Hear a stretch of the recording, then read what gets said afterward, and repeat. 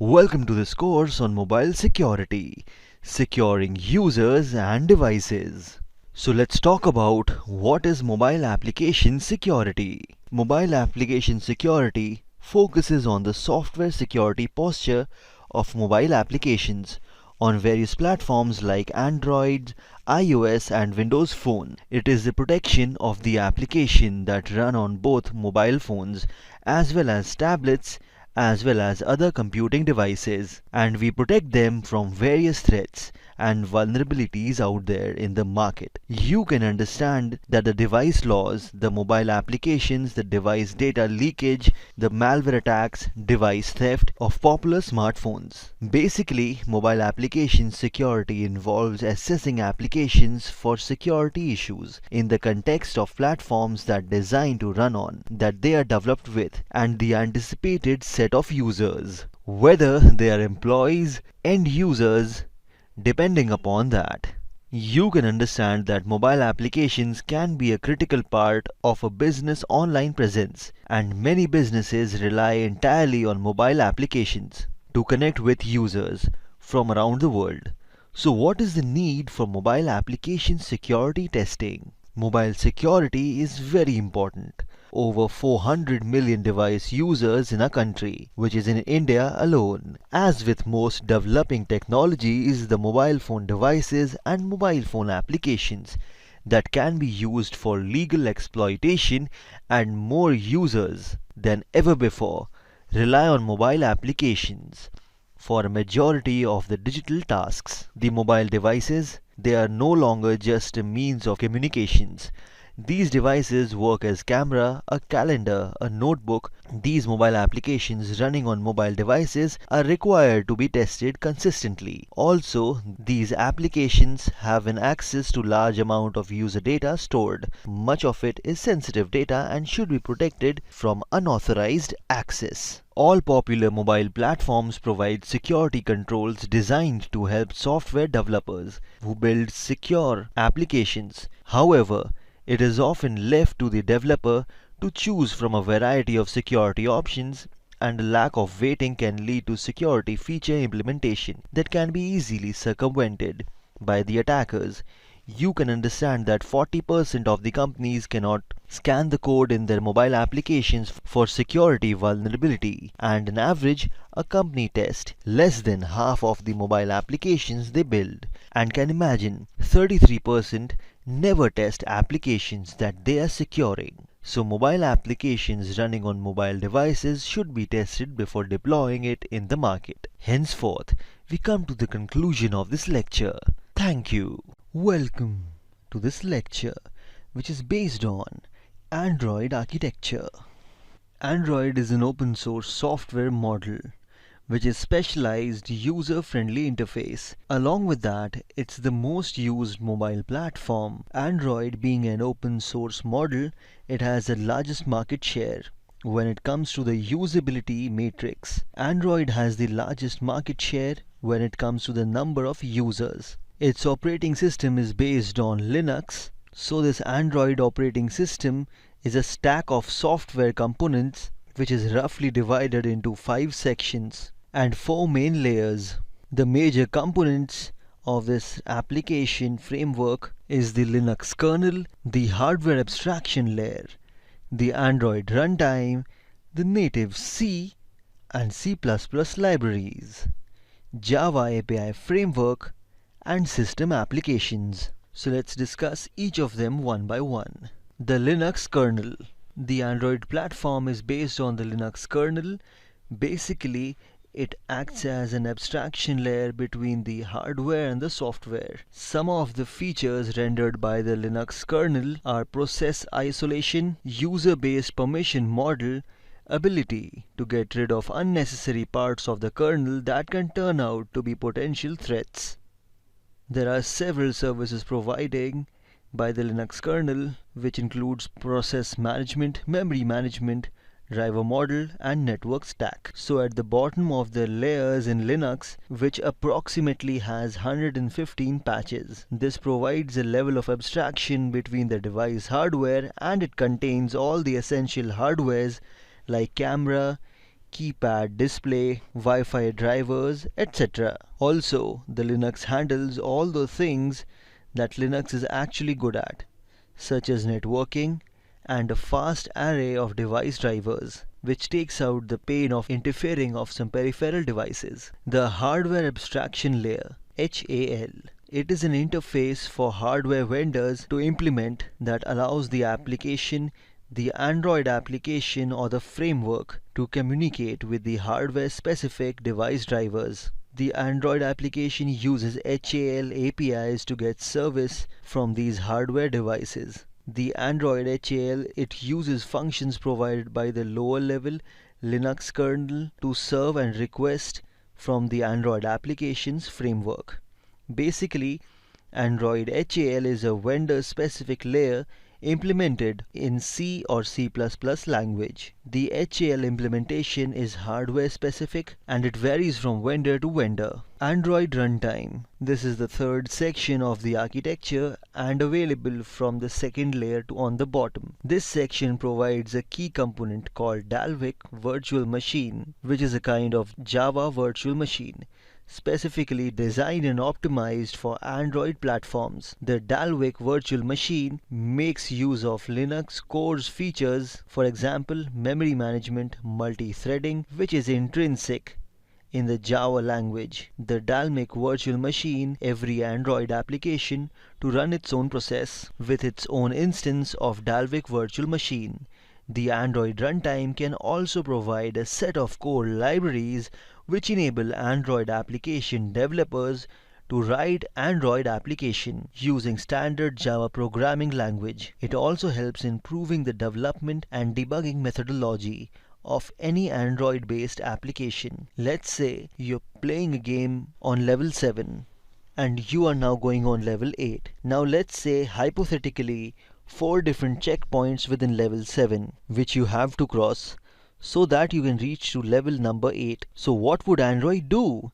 Let's say if the player crosses checkpoint 1, 2, 3 or 4, there are some level of activities which are supposed to be done between checkpoint 4 and level number 8. But the Android, before it's actually required, level 8 would be pulled from the memory and it would be compiled and presented as and when required. So that processing becomes much efficient, and there are other features as well of this Android runtime. The parallel processing, garbage collection, the inter-process communication, these are also facilitated by Android. Let us now talk about the native C and C++ libraries. So there are various components of Android which is built using the native C or C++ libraries. These are exposed through an application framework which provides services and management of the application and runtime. Basically, your Android JDK can be used for accessing native libraries when designing C or C++ larger applications. Let's now talk about Java API framework. Java APIs acts as a building blocks for creating Android apps as it renders an extensible and rich view system. It helps in building the user interface of an application and allows all the application to display custom alerts, which are supported functionalities include a resource manager, an activity manager and content providers. System applications. So you will find all the applications at the top layer. You would write your application to be installed on this layer only. Example of such applications are contacts, books, browsers, games, etc. The system apps basically have dual functionality. They can be used by users as applications and they can also provide by capability for the developers. So core applications such as access, messaging, contacts, emails come under the system application. Henceforth, we come to the conclusion of this lecture, which is based on Android architecture. Thank you. Welcome to this lecture, which is based on interaction with Android device. Let's learn how we can interact with the Android device. Android emulators and devices. The Android emulator simulates Android devices on your computer so that you can test your application on a variety of devices and Android API levels, and you need not have each physical device in your hand. The emulator provides almost all the capabilities of a real Android device. You can simulate incoming phone calls and text messages, specify the location of the device, simulate different network speeds, you can simulate rotation, other hardware sensors, access the Google Play Store, and much more. So for testing your application on the emulator is in some ways faster and easier than doing so on a physical device. For example, you can transfer data faster to the emulator than a device connected over USB. The emulators comes with predefined configurations for various Android phones, tablets, wearables and Android DB devices. Let's talk about some of the emulators. The first one is Memory Subsystem Module. Basically, this module is susceptible to minimize to an array of components with each component sized as an emulated word. A CPU simulator or emulator. Basically, this program allows and flows along the path on which an emulator program executed. And finally, the input-output device emulators are there. These emulators have property of not emulating a main system, because of which every input-output device is treated individually and not as a unified input-output API. Henceforth, we come to the end of this lecture, which is based on interaction with Android device. Thank you. Welcome to this lecture, which is based on Android emulator. In this lecture, we would be going through a demo to understand how this tool works in a better manner. There are lots of Android emulators present in the market.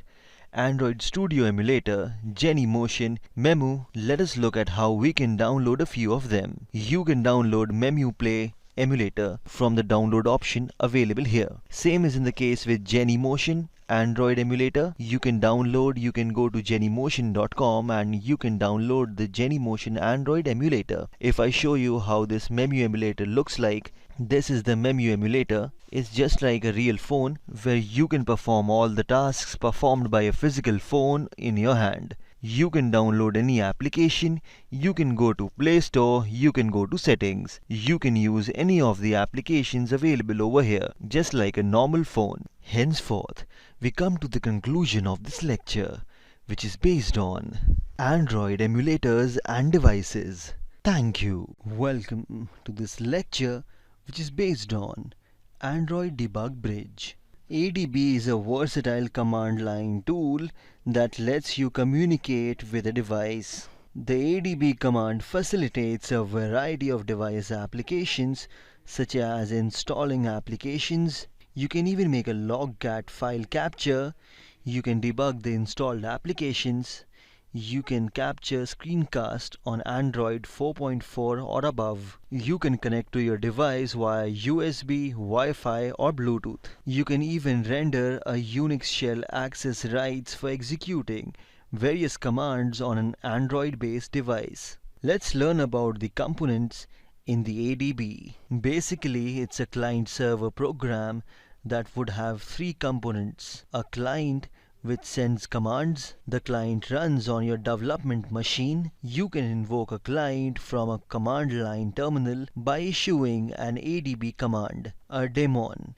It runs commands on a device, and the daemon runs as a background process on each device. Finally, you have a server which manages communication between the client and the daemon. The server runs on a background process on your development machine. So let's learn how to install and set up Android Debug Bridge with the help of a demo. Basically, your ADB is included in your Android SDK platform tools. You can download the package with the SDK manager from this particular link: developer.android.com/studio/releases/platform-tools. You can download it depending upon your operating system of choice, whether you're using Windows, Mac or Linux. For example, if you're using Windows, you can download the SDK platform tools from here. You need to check the particular box. I have read and agreed with the other terms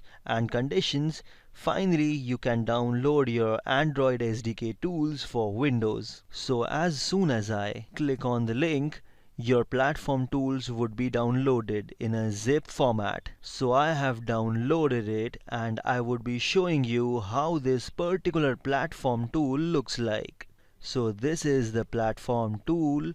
It contains several other softwares needed for ADB. Now, how to set up the path of the platform tools so that your ADB could run? I would have to copy the entire path of this platform tools. I would be copying this path. Let us now go to the system environment variables. So I would be searching env over here. So this would show the edit the system environment variable. I would be opening it.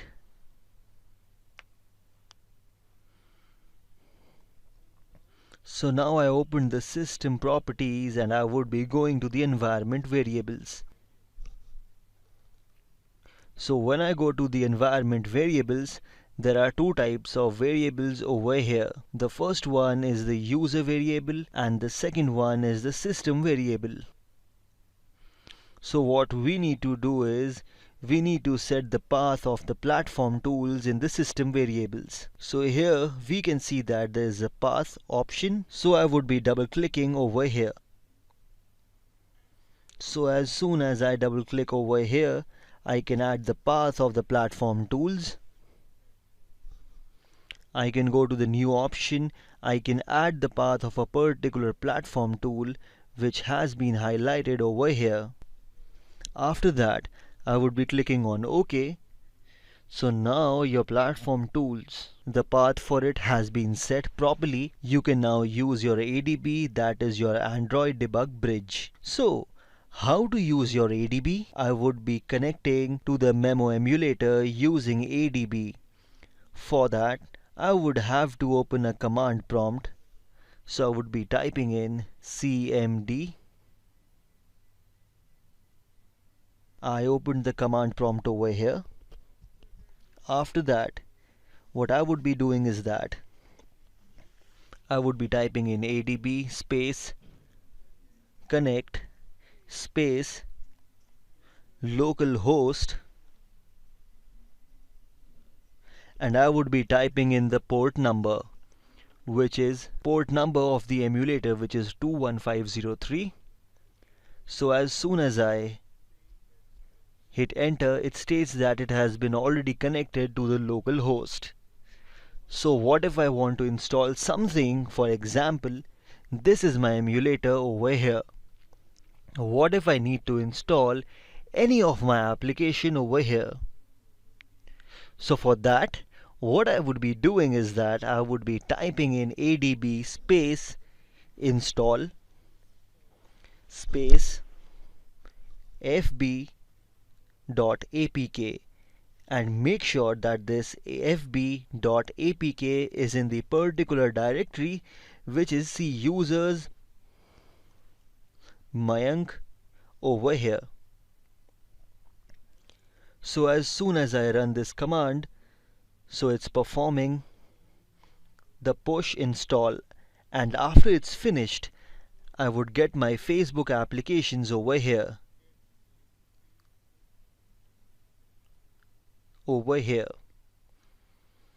So let's wait for it. fb/data/local/temp/fb.apk. It's successful now.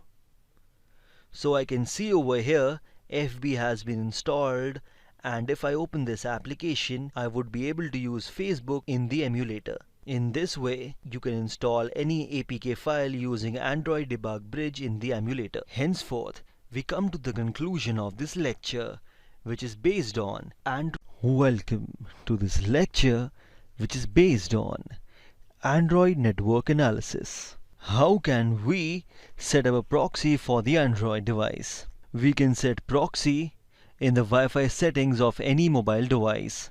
By the way, The steps may vary depending upon the device manufacturer and the Android version. Once we are done setting up, the proxy data transfer between your mobile application and the servers can be monitored. We will use the intercept mode to monitor the traffic. We would be using the burp suite to intercept the traffic between your mobile application and the servers. We can analyze those packets, we can modify those packets, and we can retransmit those packets. Whether or not the application will respond to the modified changes, it would depend upon the application's architecture. So now, let's look at how can we download and install CA certificate onto our mobile devices and intercept the traffic. Maybe we can have a problem in capturing and analyzing the HTTPS traffic because HTTPS signifies that the traffic is encrypted using the TLS. Now let's look at it practically. How can we do it? So we have our Memu emulator over here. We have a burp suite. This is a burp suite over here. You can download the burp suite from the port swigger.net/burp. The burp suite family contains 3 of those editions: the Enterprise Edition, the Professional Edition, and the Community Edition, which is free. You can go for the Community Edition, which is the free one. So first we need to set a proxy over here. We need to go on to options for burp suite. We would be adding over here. Let's bind 2 of the any port numbers. Let's say if you bind 8082.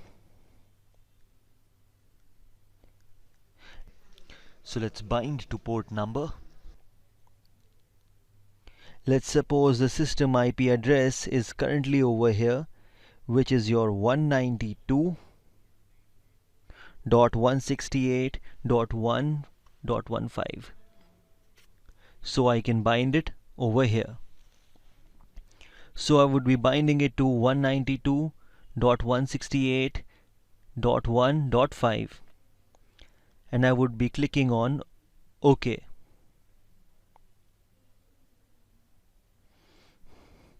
Once I'm done with it, I will be clicking on Regenerate CA certificate.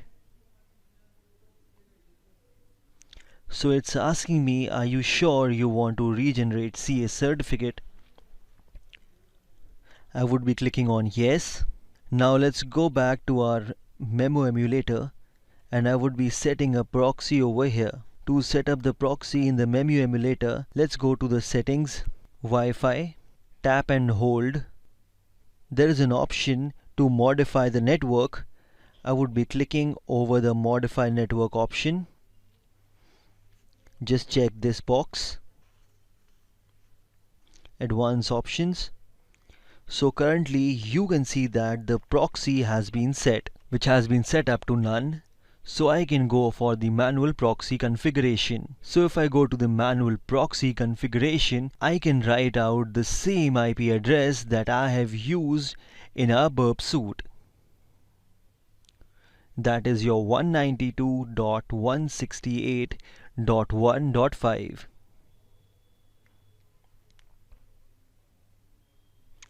And the same port number that we were using over there in the burp suite, which is 8082. And I would click on save option. Again, tap and hold over here, go to the modify network. You can see that there is a manual proxy configuration over here, which is 192.168.1.5 and the port number is 8082. Now how can I set up the word proxy? So let's go to the browser.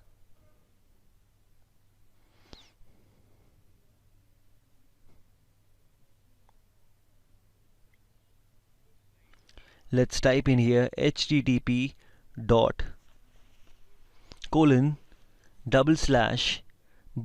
So as soon as I hit enter,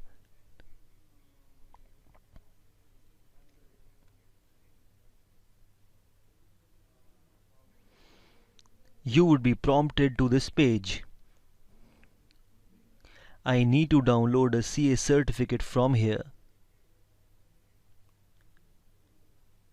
On the right hand side of the screen, you can see this is an option to download CA certificate.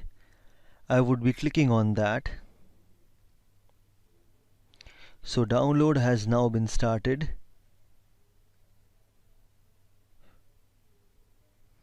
As you can see over here that your CA certificate.der has been downloaded. Now let's go to the file manager and open it.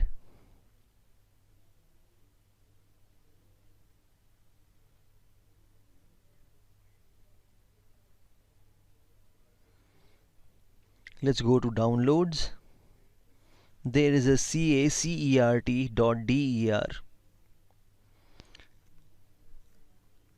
Let us remove all that which were earlier present.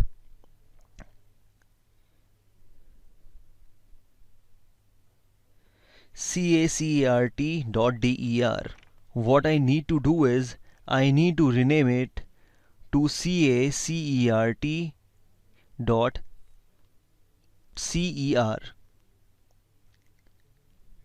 I would be tapping it and holding it over here. Go to rename. I would just be renaming it from cacert.der to cacert.cer, and I'll click on OK. So the operation was completed successfully. Now I would be clicking over this file. So I would be installing it, and I can type in any of the certificate name. Let's type in CACERT, which is a certificate name, and I would be clicking on OK. So now the CACERT has been installed. Now you're ready to intercept the traffic from your MEMU emulator of any of the application on your burp suite. Now let's go back to the burp suite and turn this intercept on. So as soon as I turn the intercept on, let's go again to a MEMU emulator and open any applications. Suppose if I open Pinterest over here, so you can see that the backend that the request has been intercepted. And you can see the request was going to the api.pinterest.com. In this way, you can successfully intercept the traffic between your mobile device and the servers. Basically, your TLS works on the public key infrastructure, wherein a CA certificate, it is used by both the clients and the server to verify the credentials of their counterpart. So we have used a CA certificate like port swigger. I showed you how to perform successful decryption of TLS encrypted traffic, and using the same steps has been followed in the data capture event monitor, the TLS encrypted traffic as well. Henceforth, we come to the conclusion of this lecture, which is based on Android network analysis. Thank you. Welcome to this lecture, which is based on Android application pen testing. The first thing that we would be performing is Android APK reverse engineering. The reverse engineering is the process of extracting useful information from any product. Basically, APK is the package file format used by the Android operating system for distribution and installation of mobile apps. The process of reverse engineering can be performed on an Android APK using desk2jar and JDGUI. So you can download JDGUI from the link over here, which is softpedia/get/programming/debuggers decompilers disassemblers /JDGUI/.html. So click on download now option and JDGUI would get downloaded onto your system.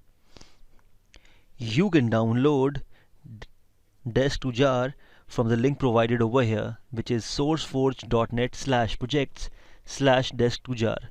Just press over this green button and desk2jar would be downloaded onto your system. So now let's look at practically how we can use these two tools, the JDGUI and the desk to jar, for performing the reverse engineering of APK files. So now let's look at how we can perform reverse engineering. Suppose if I want to reverse engineer this diva beta.apk, so the first thing is that I will be changing its extension to .zip.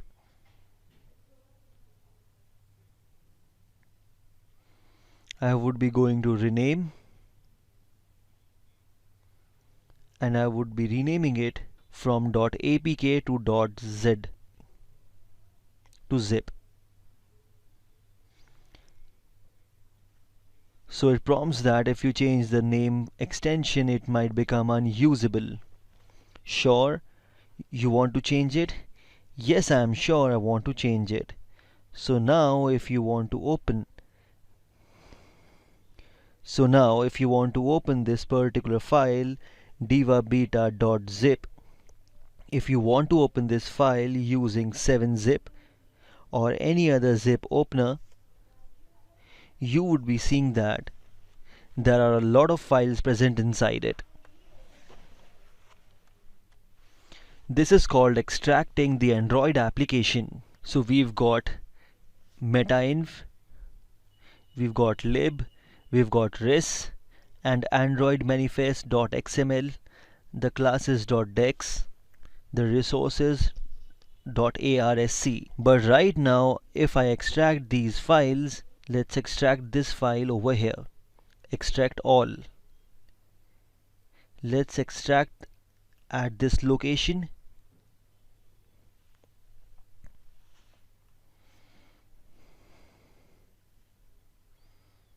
The process of extracting the files is going on. It would hardly take a minute or so.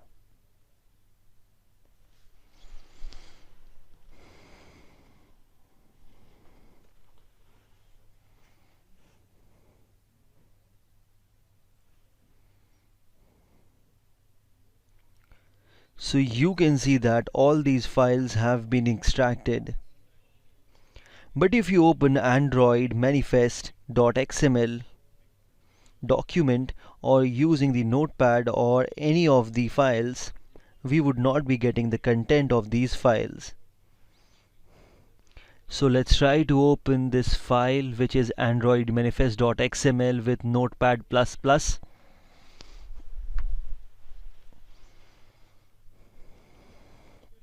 So we would not be understanding the context of the file, the content of the file. I can show you this. You would not be actually understanding what has been written in this file. How can we read this file?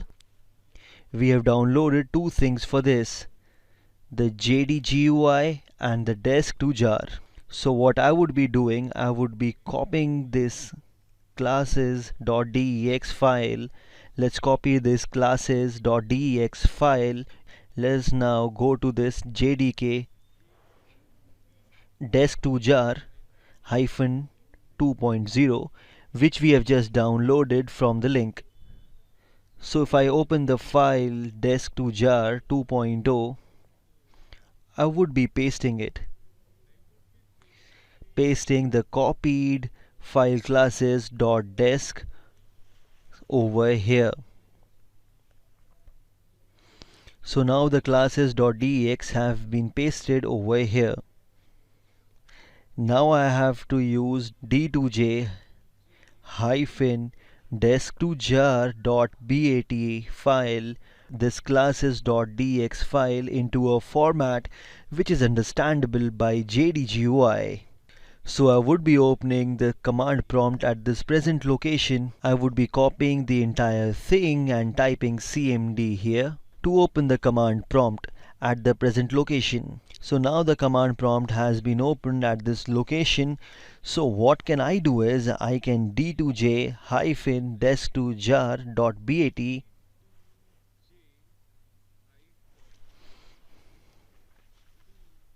jar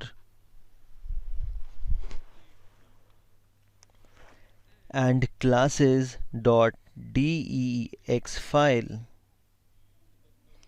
So the command is very simple. I'll be using d2j-desk2jar.bat space classes.dex file. So this would convert desk2jar classes.dex. It would convert it into classes-desk2jar.jar file. Now this is understandable by JDGUI. If you return back to the folder, you can see that the file name classes-desk2jar.jar has been created over here. Let us copy this file which has been just created. Let's go to JDGUI folder again, which we have downloaded over here, and pasting it over here. Now this jdgui.exe would be opening this file. Let's go to file.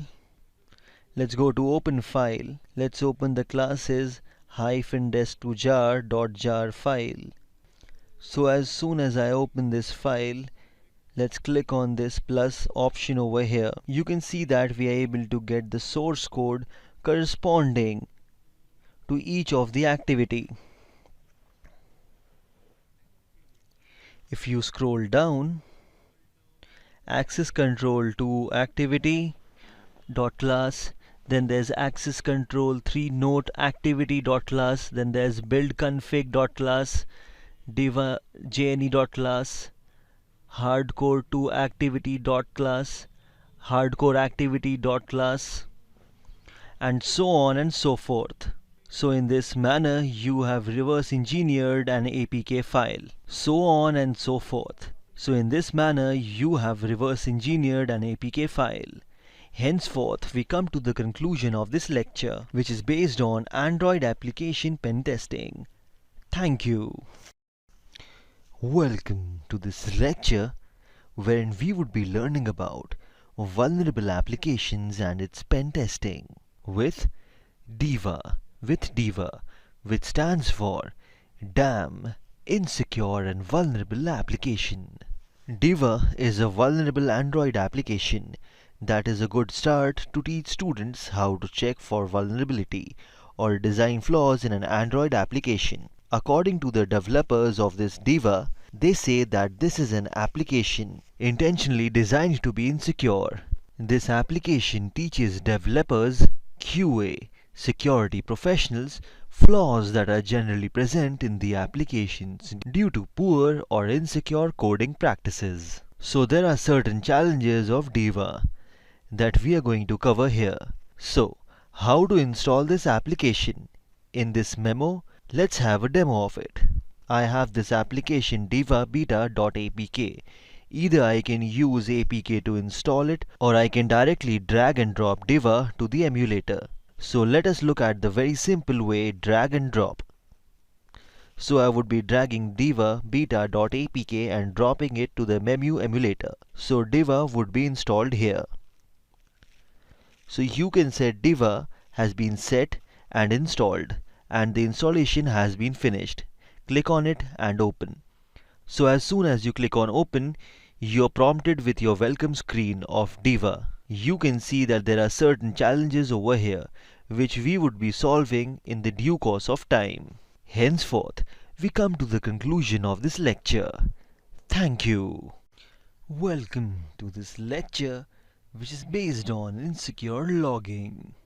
You can see the objective and hint of this insecure login challenge. In this case, we need to find out what the application is logging, where this application is logging, and also which line of codes are responsible for this kind of data leakage. As we know from Android is general, logcat is used for logging of the system itself as well as for nearly all applications installed on a device. So the Android application, they may store some data as logs, and an application may store some sensitive data in those logs, such as session IDs, cookies, authentication tokens, etc.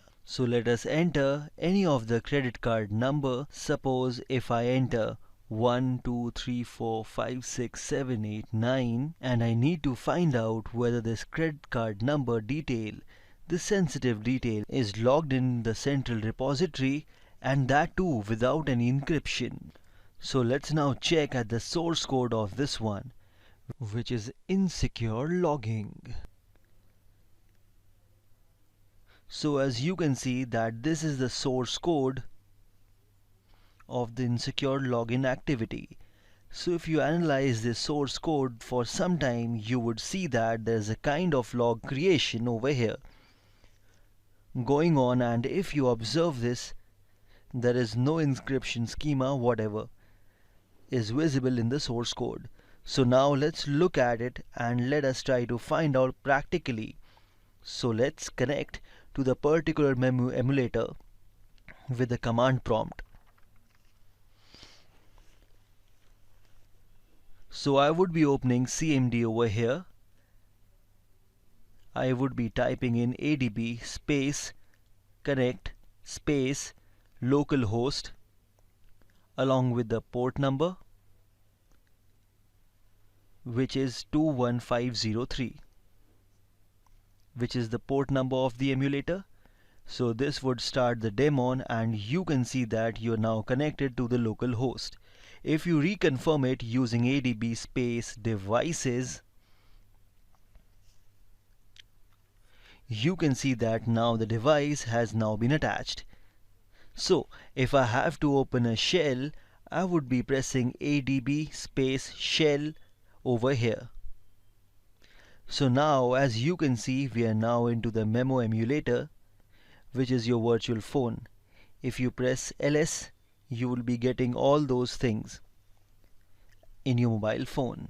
So as you know that logcat is used for logging of the system. So first I need to get the process ID of the Diva application. So for that I would be typing in ps pipeline symbol grep and Diva. This grep searches for a file for a particular pattern of characters, and it displays all those lines that contain that pattern. So if I type in ps space pipeline symbol space grep diva, so you can see that 4089 is the process ID of Diva. Now I can use logcat to see the particular logs. So I would be writing in logcat space pipeline symbol space grep and on that particular process ID, which is 4089. So if I enter this, you can see that those logs are visible. So now if I go back to the memo emulator, and if I click on this checkout, it would show you that an error has occurred. But it scroll down over here in the logs, you can see that the particular error has been logged, and the credit card details have also been logged over here, and that too without any encryption. So at the end, a note for the developer, the security professionals, and if you're using log messages for debugging, please be sure that do not log sensitive user data or any secret value of your application, and that too without any encryption. Henceforth, we come to the conclusion of this lecture, which is based on insecure logging. Thank you. The second challenge is hard coding issues. Let's look at it practically. The aim of this challenge is to find out the hard coded secrets that are used to gain access within the restricted areas of the application. So if any confidential data is hard coded in its source code, then it's a security issue. The hard coded data might be a password, it might be an access token, it might be an authentication token, and so on. So now, let's look at the hardcore activity and its source code. So this is the source code of the hard code activity.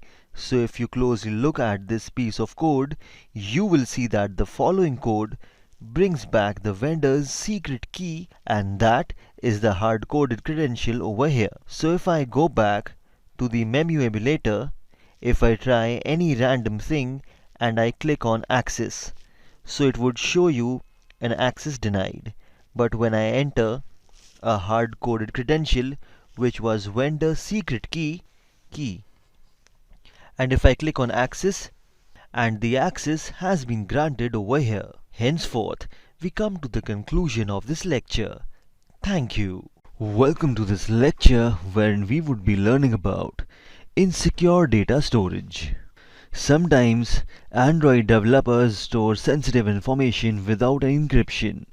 Developers can store data entered by a user, stored by the app itself, at 4 places: shared preferences, the local databases, the temporary files, or any local file on SD card.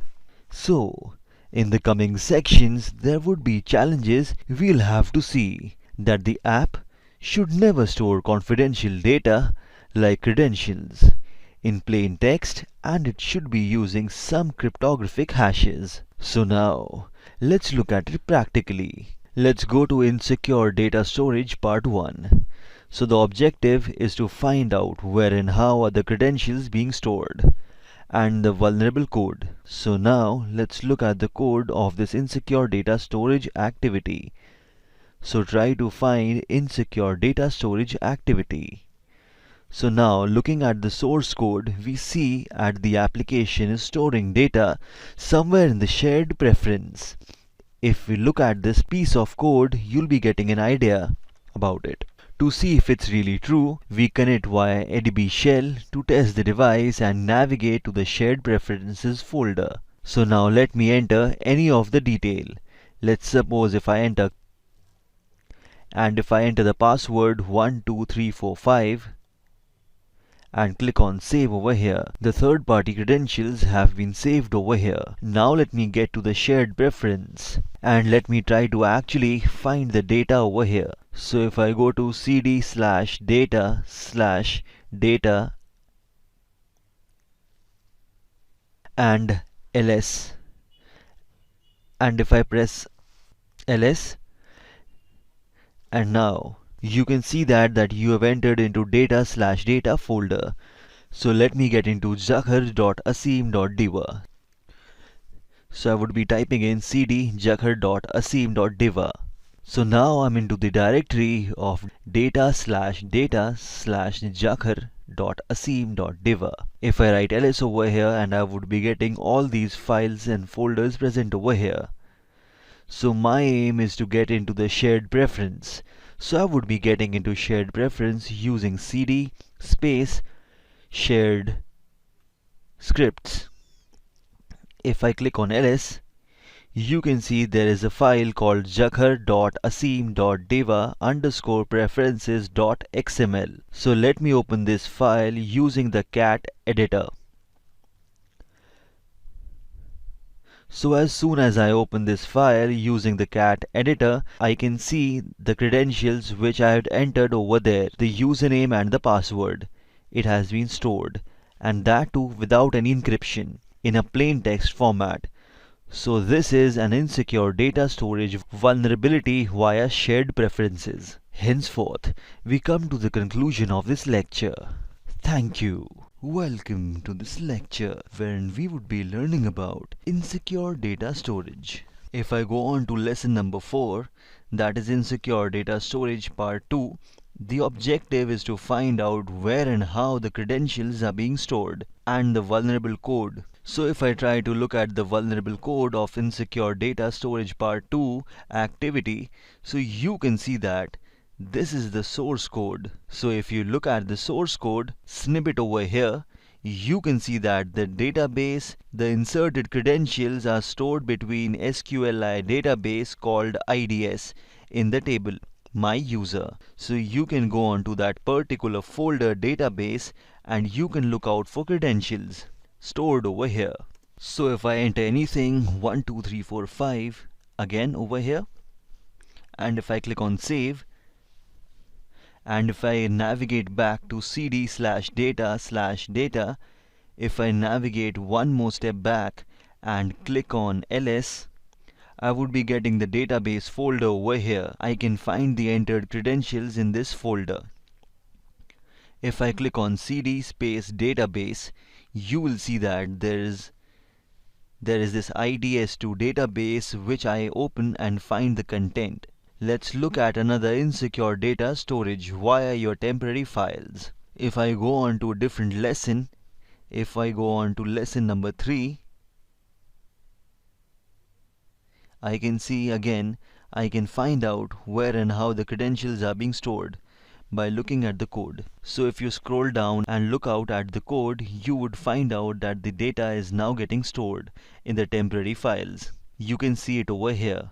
So what if I try to find the actual data stored and if it's stored with the encryption or not? So let me enter any of the credentials over here. 1 2 3 4 5 6.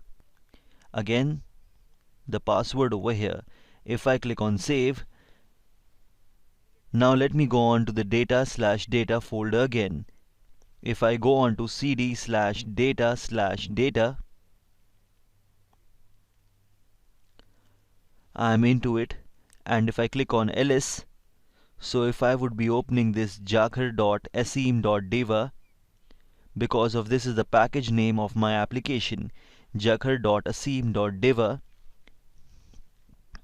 If I press ls over here, I can see that there is a temporary file over here now. So if I try to open this temporary file using a cat editor, which is cat uinfo hyphen 16341767115 tmp, you can see that the credentials entered over there are coming here, and that too without any encryption. And that obviously is a security concern. Henceforth, we come to the conclusion of this lecture. Thank you.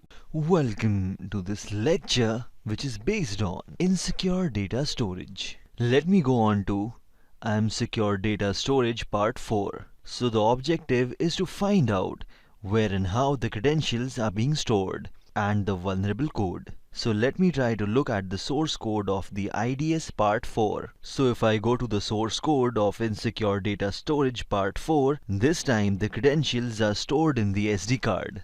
As you can see in the code snippet over here, the inserted credentials are stored within a file known as uinfo.txt, located on the virtual SD card of the device. As the file name starts with a dot, it is not shown as the part if you try to list the content of SD card with ls. So let me try to find out the credentials whether I would be getting it in the plain text or not.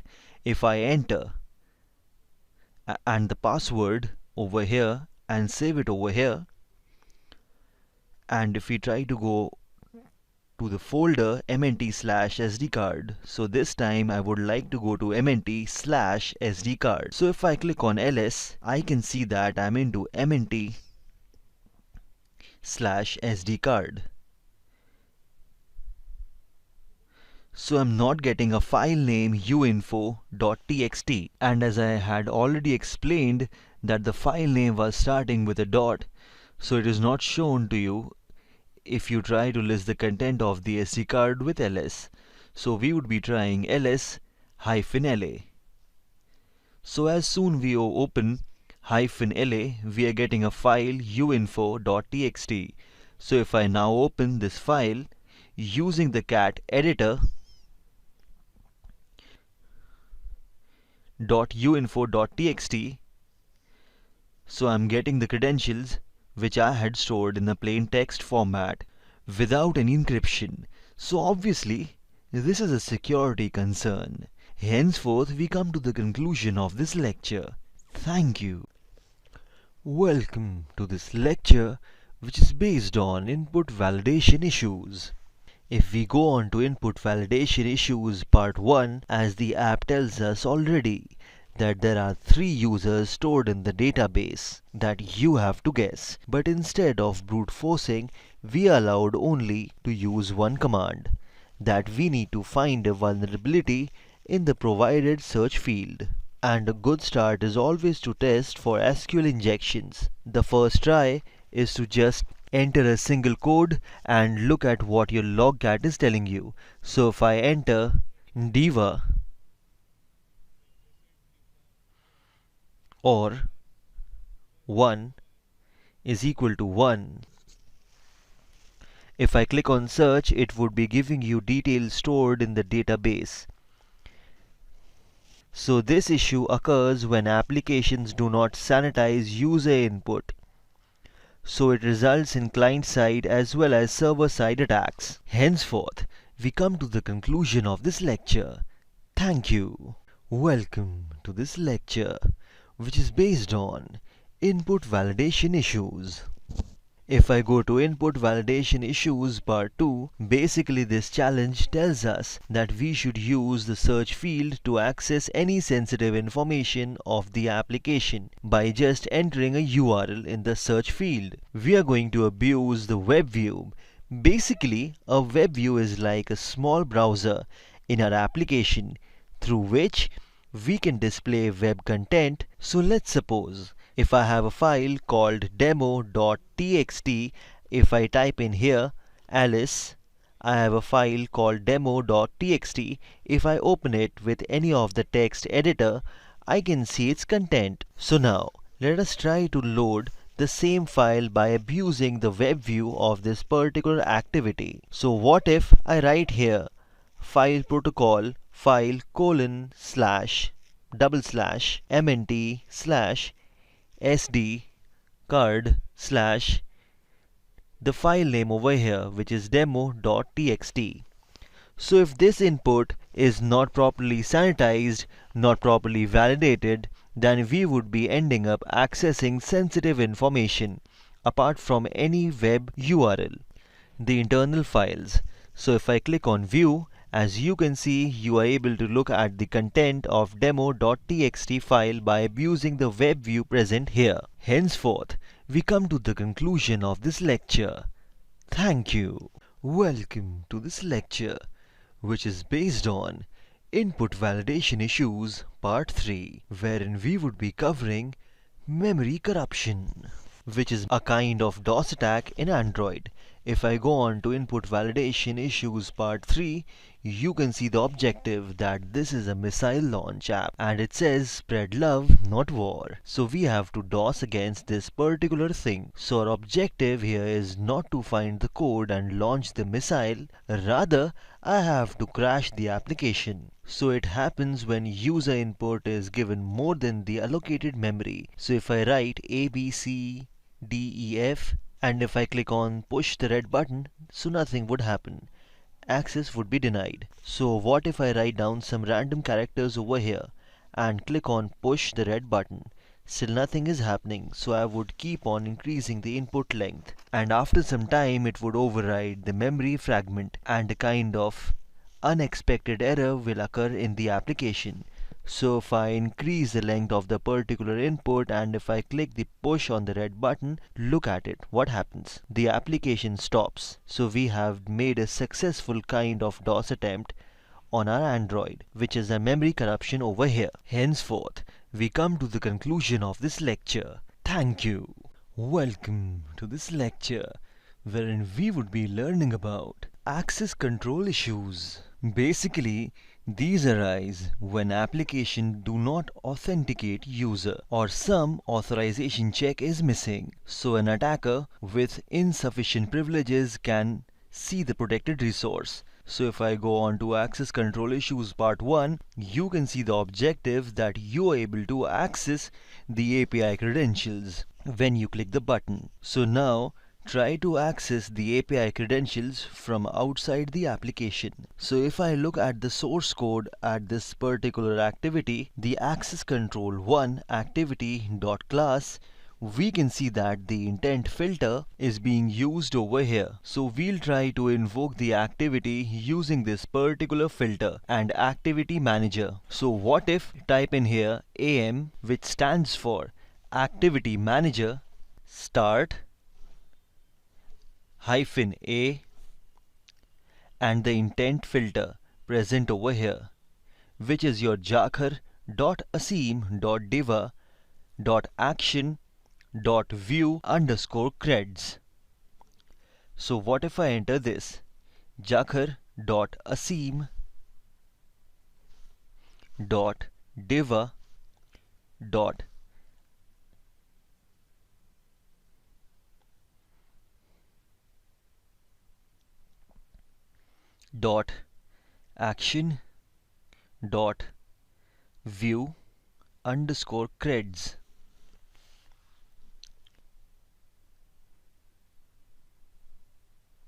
So now let's look at this thing as soon as we run the command, which is the intent filter. So now let's look at this thing.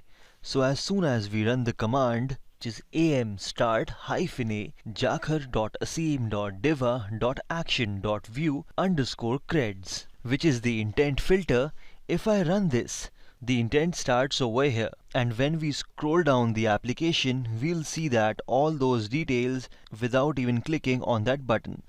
So this kind of access control issue is present in the applications. Henceforth, we come to the conclusion of this lecture. Thank you. Welcome to this lecture, which is based on access control issues, a kind of authentication based ACI. Let us now go on to access control issues part 2. You can see the objective. You're able to access a third party application, which is TVEETER API credentials. After you have registered with your Twitter, the application requests you to register online and the vendor gives you a payment, as you can see in the objective, and that pin can be used to register with the app. Now your objective is to access the API credentials from outside of this application without knowing the pin. So if you click on register now and click on view API credentials, it would ask you for a pin over here. So you need to bypass this particular authentication based schemes. You need to directly invoke the activity from outside of the application. So again,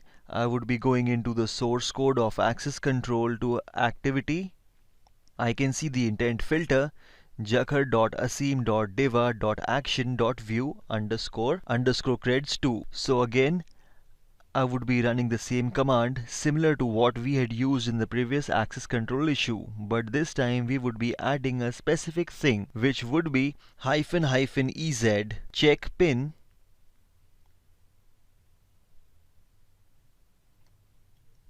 check underscore pin, and we would be making this false. And as soon as I enter this one, the intent would start, and if I scroll down the application, I would be getting all those sensitive details over here without even entering the pin. So this is access control issue authentication based. Henceforth, we come to the conclusion of this lecture. Thank you. Welcome to this lecture, which is based on Droser introduction and setup. Droser is the leading security assessment framework for the Android platform. Droser came because we were tired of having to create dozens of custom one-use applications to test for vulnerabilities. During the security and assessment of the Android app, it allows the tester to make use of Android's IPC, which is the inter-process mechanism and internet, and interact with the operating system. A rogue Droser agent is used for remotely exploiting the known vulnerabilities of the Android device. Basically, the Droser agent that acts as a remote access tool. So let's look at it practically, how we can perform static manual testing using Droser. You can download Droser from the above link, which is labs.fsecure.com/tools/Droser. You would be getting a list of all these options. You need to download the agent file, the MSI file, and the vulnerable applications, which is c.apk. So I have downloaded all these files over here. You can see the agent.apk, sieve.apk. I have downloaded it on my system, and this is my phone, which I have connected, which I have displayed on the laptop screen using Visor. So let us look at how we can actually test for the application for vulnerability. The prerequisite for browser would be Java, Python 2.7 and Android SDK. Along with that, make sure that each of the tools path has been set for your platform tools for Python and Java. Now we need to connect our phone to the laptop via USB on the file sharing board. After we have connected, make sure that the developer options are enabled. So I would be going to about phone, I would be clicking over here 5 times and it prompts a notification. No need, you're already a developer. So make sure you have turned on the developer settings. After that, I would go to additional settings, developer options,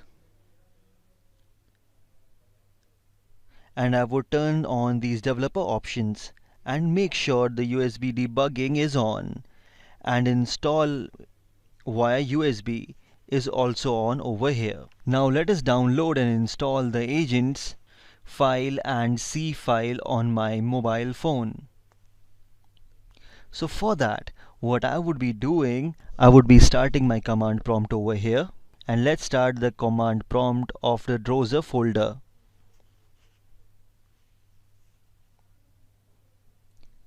So you start CMD here. I would be using ADB, the Android Debug Bridge, to install the agent. The browser agent is included as an Android package, which is found in all the browser distribution, and this would be installed on your emulator or your device using Android Debug Bridge. So I would be using ADB space install space agent dot apk.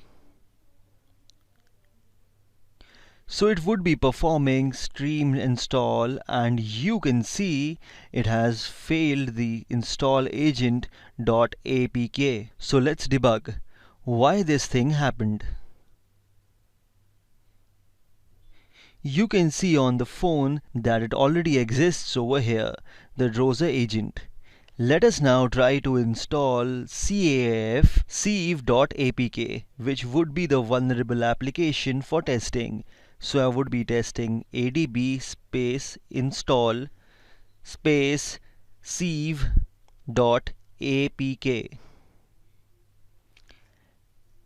and as soon as I click on it, if you see the phone over here, it says install via USB. Click on install, and as soon as I click on install, Sieve application would be installed over here. This is a Sieve application. This would ask for a password. This is a kind of a password keeper application. It would save all your passwords. So let us save the passwords. Just type in 1 2 3 4, and it should be in alphanumeric digit capital letters and at least 16 digits long. So let's type in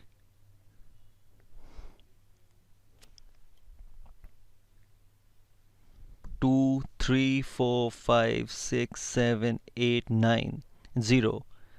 Now just reconfirming the password one more time. 1 2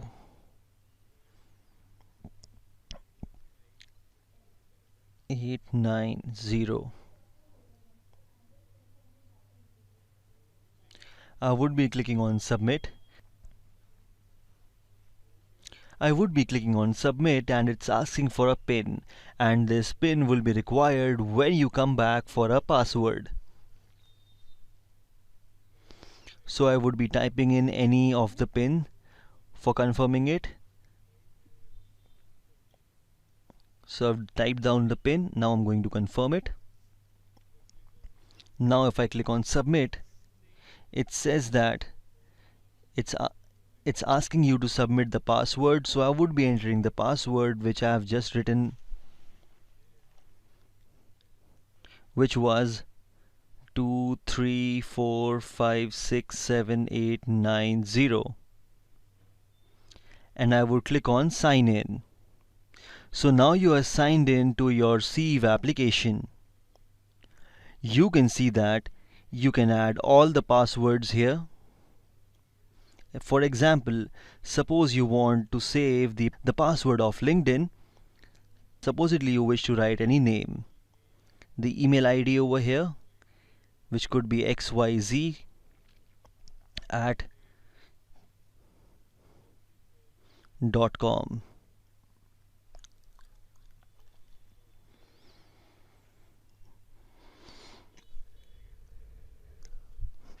Now supposedly if I type in any of the passwords, which is 1 2 3 4 5, let's say one more entry over here. Let's say one more password, supposedly say for Facebook.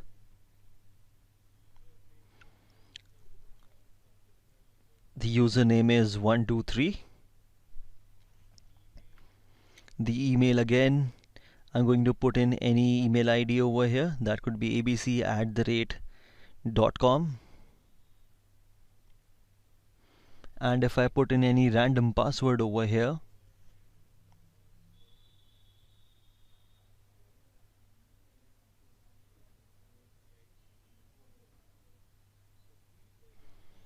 so these are the passwords which I'm storing over here in the application. So now I would start testing the Sieve application, and I would start testing it for the vulnerability. So now let me start with starting a browser session. So if I run over here, browser space console space connect.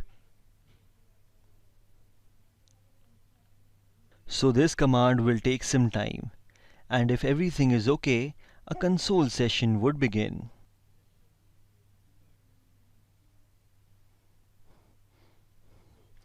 So there was a problem connecting to the browser server, and this is the problem which you guys would be facing the very first time. So let me check the things over here. Is the browser server running? So you need to check on your mobile phone that whatever you have turned on, your embedded server or not. So I would be going to the browser agent and see that the browser embedded agent is turned off. So I would be turning it on over here. As you can see, I have turned it on over here. The second point states, have you set appropriate port forwards? So now let me set up appropriate port forwards using adb space forward space TCP, the port number, which is 31415, space TCP colon 31415. The particular port forwarding has now been done. Now if I try to start a browser session over here, you can see that we have successfully started our browser session. Henceforth, we come to the conclusion of this lecture, which is based on how to set up browser introduction and setup. Thank you. Welcome to this session wherein we would be learning using browser and security assessment patch, wherein we would be learning patch where we would be performing using browser and security patch. Welcome to this lecture wherein we would be learning using browser and performing security assessment. Now we are inside browser console. Basically, the browser console is a command line environment which should be familiar to anybody who has used a Bash shell or Windows terminal. Browser provides a wide range of modules for interacting with an Android device. To assess its security posture, each module implements a very specific function that is testing all packages installed on the device. For example, we would be interacting with browser modules by using various commands, which is defined within browser.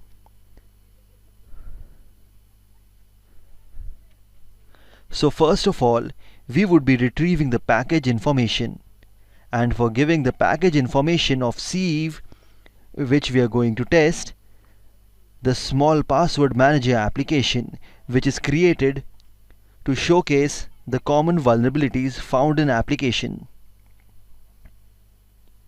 So I would be retrieving the package information, and this is the first step in assessing Sieve application installed on Android device are uniquely identified by their package name.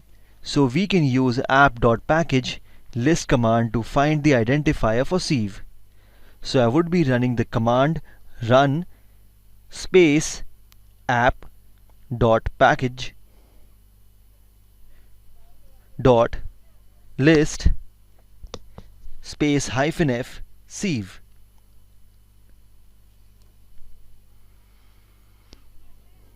So this would list out the packet name, the identifier for Sieve in a mobile phone. This command would take some time. So you can see that cam.mwr.sieve is the identifier for Sieve.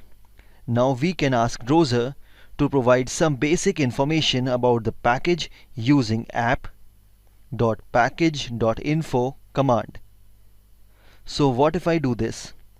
Run app.package.info -a and patch, and the identifier name, which is com.mwr.example.sieve.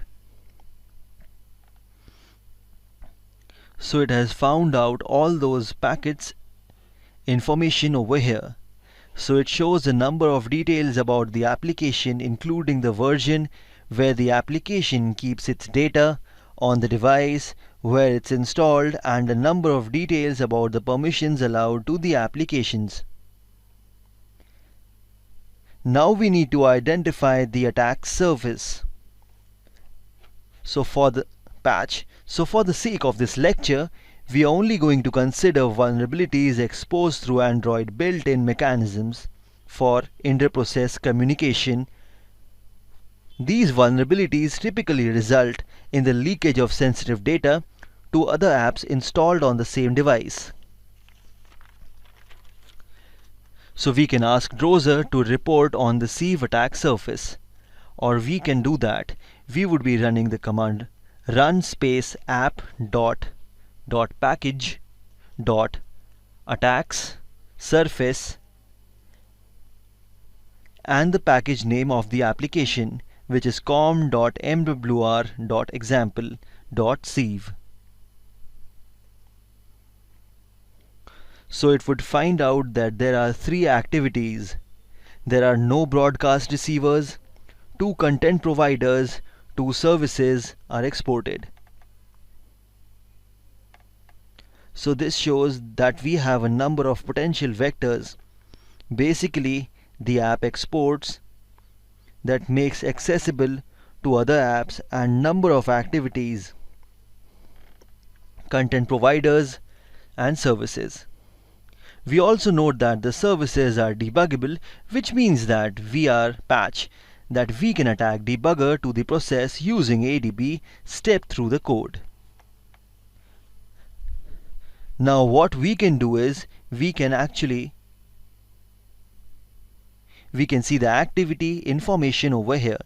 We can drill deeper into this attack surface by using the specific command. We can ask which activities are exported by Sieve. To ask which activities are exported by Sieve, I would be running the command run app actively.info patch. run app dot activity dot info -a and the package name, that is com.mwr.save. So you can see there are 3 activities over here.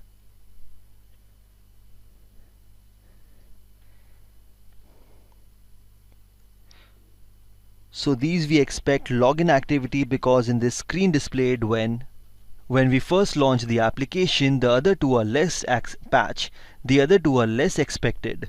In particular, the password list activity, since this activity is exported and does not require any permission, we can ask browser to launch it. So if we ask browser to launch it and that activity launches without any password verification, that is obviously a security issue over here. So you can see the application currently on my phone. This is the application which is asking for a PIN. And if you don't enter the PIN, it would not be showing you any of the sensitive details over here. What if I type in over here run app dot activity dot start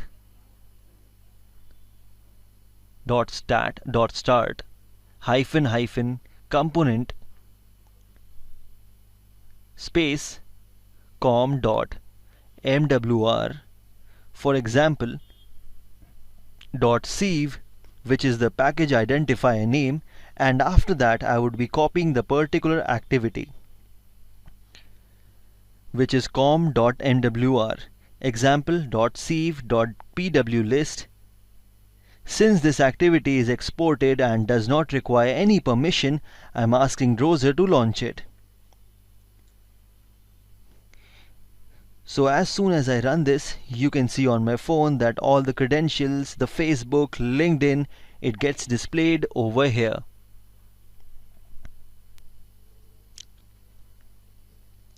So basically we have successfully bypassed the authorization and it's represented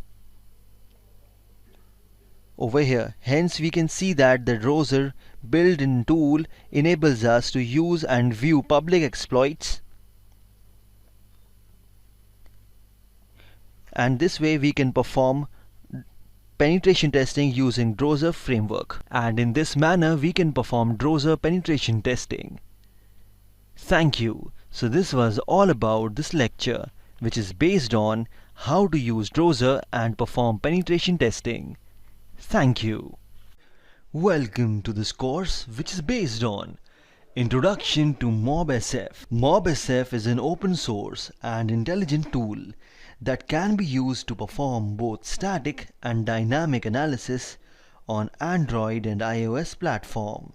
It can also assist with Web API security testing with its API fuzzer, which can perform information gathering.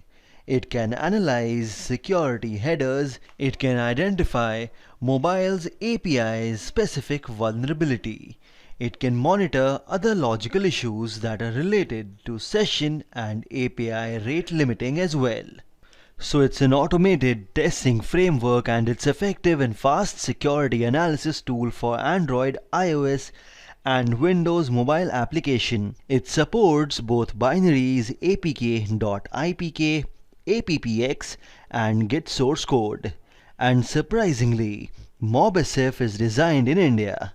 Basic requirements for MobSF is Python 2.7 and 3.6.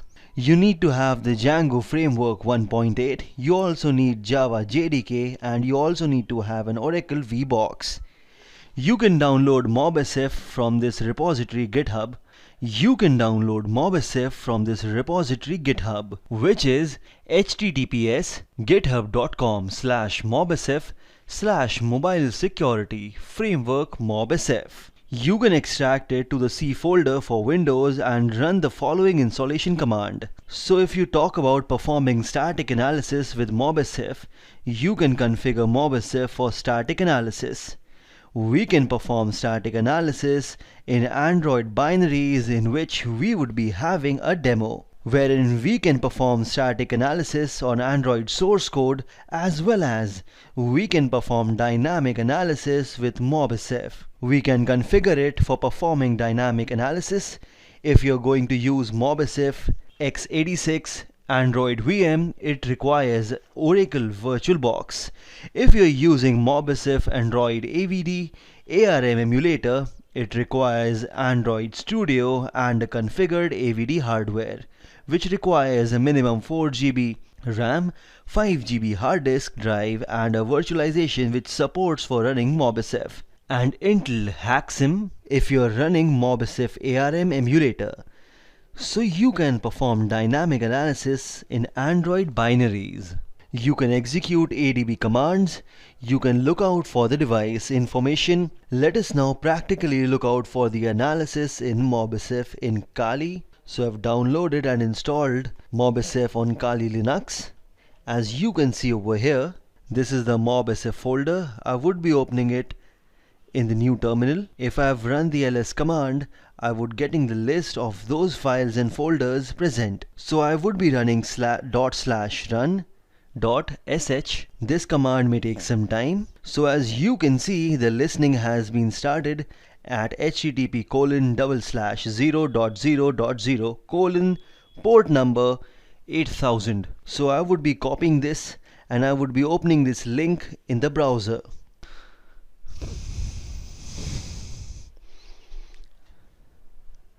So I would be opening this and paste it over here and click on Go.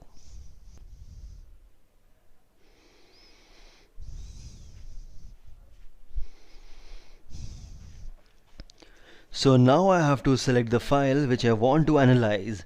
I would be clicking on Upload and Analyze. So now let's select the file which we want to analyze. Click on Drag Files here or click on Upload and Analyze. Choose the file. Supposedly if I want to analyze divabeta.apk, I would be clicking on Upload and Analyze. So it would start analyzing. So it would start analyzing the divabeta.apk. This would take some processing time, and after that I would get a result of the analysis.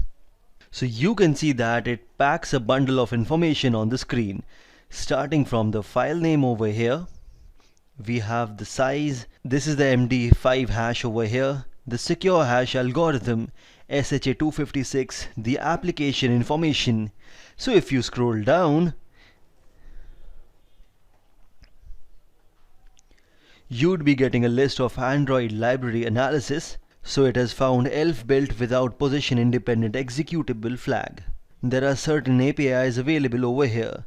The local file input output operations, which is this one, the query database of SMS and contacts, the inter-process communications, the content providers, the starting activity, the loading native code shared library, etc. So there are certain issues which have been identified here by the MobSF, which you can have a look on. That the application's information logs sensitive information would never be logged. So these are the activities which logs some kind of sensitive information. So we can check manually the information logged here are without encryption or with encryption. Also the app uses SQLi databases and executes raw SQL query. So uninterrupted user input and raw SQL queries can be used to cause SQL injection, and sensitive information should be encrypted and then written to the database. You can find that APK ID analysis that compiler and manipulator found. You can find that APK ID analysis the compiler, the manipulator found in the desk merge. You can also get an access to a lot of strings over here. If you scroll down, you can find a lot of details about the application. MobSF may provide some kind of false positive which you need to manually clear it out. You need to manually check for the vulnerable scripts in the application and then you need to reconfirm it. Also, you can visit the Java code, you can download it onto your system as well as view the Android manifest.xml file and get a lot of details from the source codes of activities on the content of android.manifest.xml file. Finally, to summarize about all that we have learned in this lecture, there is a fine line between customer experience and security, which is why you can see and read the description and there would be a lot of false positives available over here. So you need to manually clear it out, and if you find something out of the ordinary and you think that you have found a vulnerability, you'll have to manually find it and recheck it. Henceforth, we come to the conclusion of this lecture, which is based on the concepts of MobSF. Thank you. Now it's running various scans, so this would take some time, and in this way your Quark would decompile Android applications back to your raw source code. It would look out for the vulnerabilities, it would be looking for potential vulnerability, and it would be listing all of those. Henceforth, we come to the conclusion of this lecture, which is based on automated testing with Quark. Welcome to this lecture, which is based on rooting of Android devices. So you need to prepare a device for rooting. Then we have to install the Android tools, and finally you need to unlock your bootloader. There are some of the tools used for rooting, which is Super One Click, Superboot, TowelRoot and Kingo. Sometimes the user feel like they need to lose the acquired administrative privileges. They can unroot their devices after creating the backup of the data. Some of the tools that can be used to unroot a rooted device are SuperSU, File Explorer and OTA Update. Basically, the disadvantages of rooting any Android phone is that the rooting immediately voids your phone's warranty. After that, rooting immediately voids your phone's warranty. After they are rooted, most phones cannot be serviced under warranty. Rooting involves the risk of breaking your phone. A bricked phone is no better than carrying around a brick in your pocket. The phone is dead and unusable. Combine that with the first disadvantage and you have a now useless phone that cannot be repaired under warranty. Rooting your devices also leads to poor performance. Sometimes phones lost both performance speed and features. The another thing is viruses. Even phones can get viruses. A common practice that people do with rooted phones is to flash their ROMs with custom programs. Whenever you make changes to the software code, you run risk of introducing a virus. Henceforth, we come to the conclusion of this lecture. Thank you.